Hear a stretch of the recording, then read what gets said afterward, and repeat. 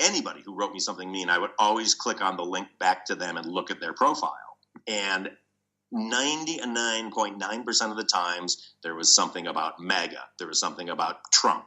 There was something about, and it was like, so it was a coordinated effort. And a lot of the people that, were against Hillary Clinton and against all this stuff, it really, that group that came after us, what I consider to be the non-fans,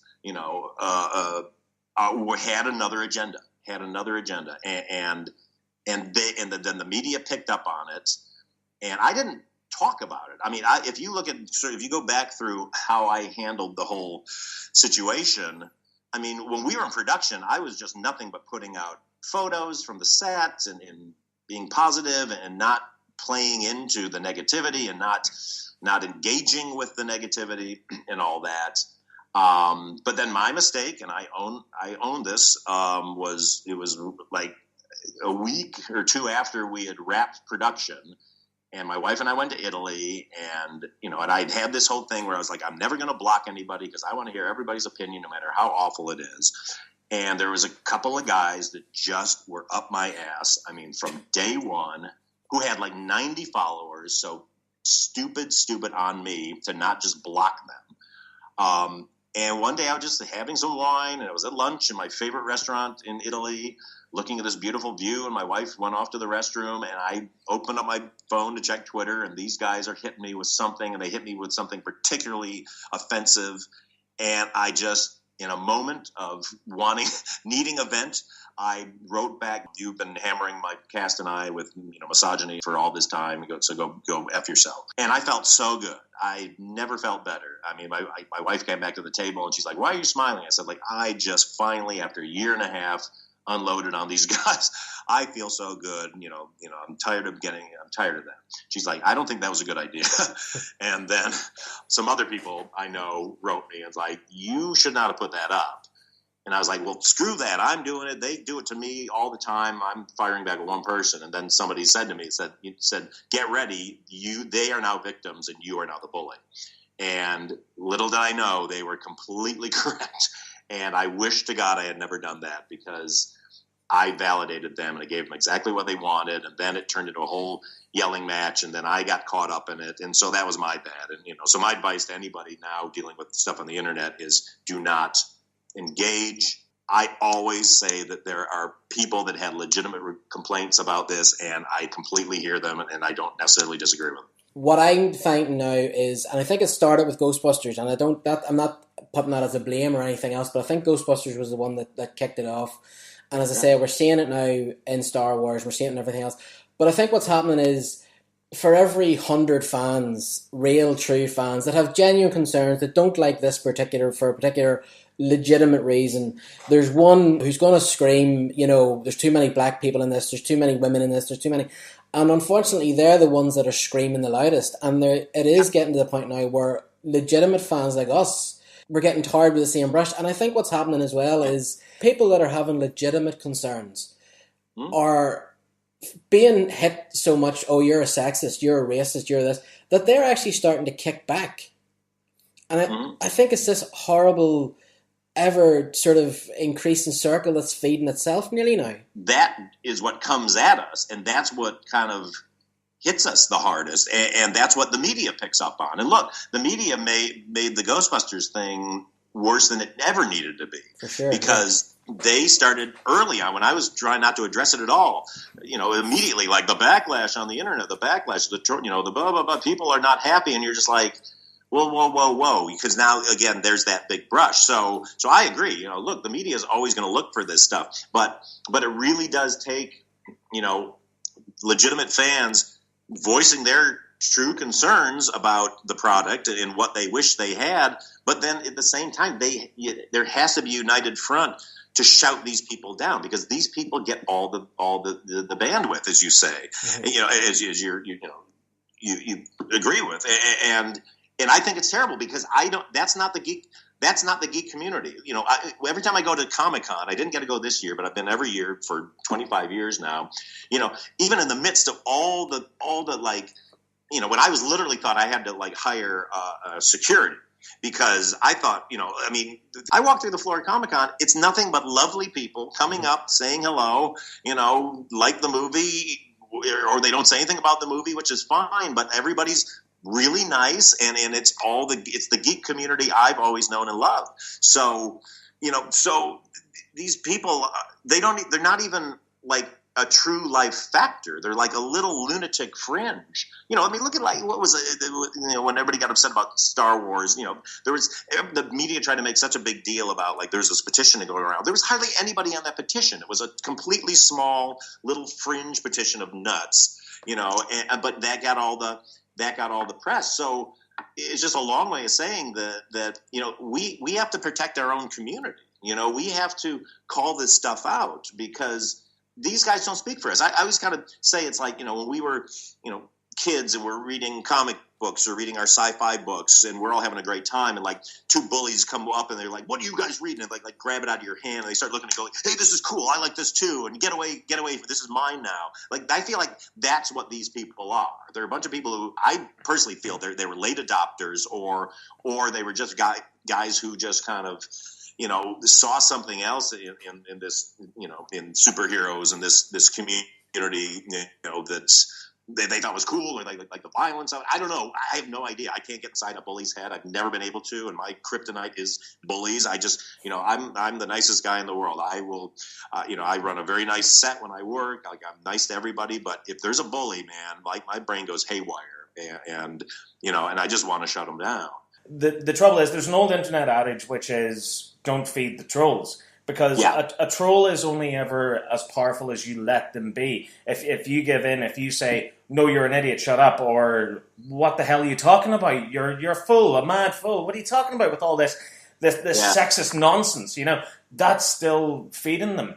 So it is a bit of a catch-22 in and of itself that you can't really do anything about it. Like, even if you completely ignore it, if you rant and rave about it, or if you say, those people are a bunch of idiots, ignore them. That's not part of the fan base. Because as Mark so rightly said, everyone gets tarred with the same brush whenever these idiots get involved. Yeah. Totally. But that's why I think we got to figure out some way to be, to fight against it. And it does, and it's not necessarily taking them on one by one, but if it's, I don't know. We have to be creative about it. Is it putting out like a letter to the industry from fans of this? Like these people do not speak for us. We have to be creative about it because it's just like with politics or anything. If we can just kind of stand by and let it happen. I don't know. I just really think it's a problem because again, it's exactly what you say.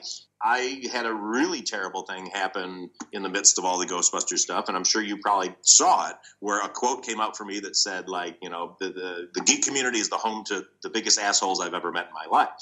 And I'll tell you, and I did say that, and I'll tell you exactly when I said it. I got contacted by this guy who was writing a book about geek culture, who seemed like he was a total fellow geek, and it was about 3 or 4 days after the first Ghostbusters announcement went out, and I had just been pilloried, and just getting attacked by these guys. And so in a moment of just sort of, I forget what the question he asked me was, something about like, how do you fight back, or how do you say it? I forget what his setup question was, but it kind of led me into going like, look, I've been through it with these people, and the geek community is the home to some of the biggest assholes I know. Just kind of this venting on like the fact that I've just been surrounded by all these horrible people that I didn't know existed. But it completely, so I remember even when I said it, it's like I shouldn't have said geek community because that's not true. It just sort of the fan community in general can whatever. There was definitely a more nuanced way to say it. We're in post-production finishing up, and this guy suddenly just sold that quote. The book he was writing fell apart or something, and so he just sold that quote to a newspaper. And suddenly I was just like, oh my God, like now I'm seen to be attacking the community that I love because in a moment of anger, having been, caught in the worst part of the geek community or the fan community, I should say, said this thing kind of in a moment of passion, and it went out, and and obviously there was a lot of backlash against it, as I would have said had I seen it. And it was, but again, that was kind of this weird setup of this guy just kind of trying to make money off of something I said completely out of, basically out of context. Mm-hmm. And, so I had to go on the internet and put out this big apology, but I felt horrible about it, and, but that's how, I don't even know, I'm not even sure why I brought this up, but it just, it's just how this stuff can spread and how, we can get kind of painted with this brush, even if we're trying to defend something or trying to make a point about something. Here we are now, 2 years later.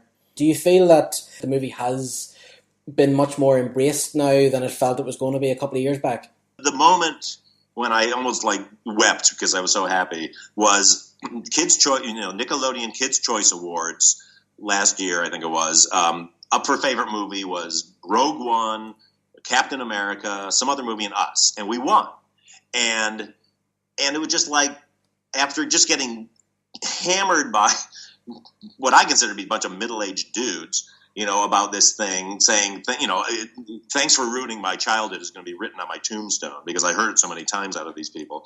I get contacted constantly. And I have so many pictures people have sent me of young girls and also older girls and women dressed in the uniforms and looking powerful and owning it. And then so many women have written me and said either, God, if I had this movie when I was a kid, I would have been an engineer by now. I would have been a scientist by now because I never got to see myself portrayed like this. And then young girls say, and parents saying my kid is interested in science now. My girl wants to go into science. And young boy, parents saying their young boys it's their favorite movie of all time, or whatever, that they have no problem with them being women.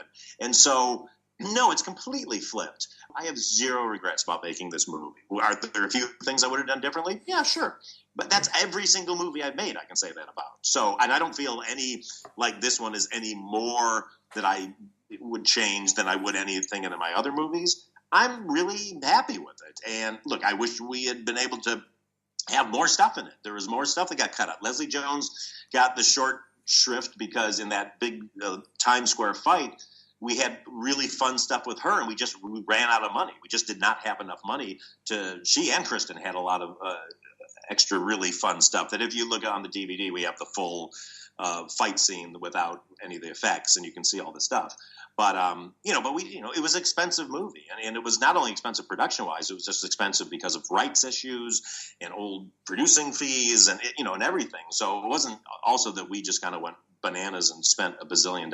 It was an expensive movie before we even rolled the cameras. Okay. The one thing I wish it had made more money at the movie theater, because that's why there's not going to be a sequel, because it didn't make enough money, because there was too much controversy surrounding it by the time it hit theaters. The fact that the trailer got, made the most disliked trailer in internet history. The media never ever put the word Ghostbusters without having that sentence right next to it. So as an audience member who doesn't follow movies and goes like, oh, let's go see something, you see Ghostbusters, oh, most disliked trailer in YouTube history, oh, well, it must be bad, and you don't go see it.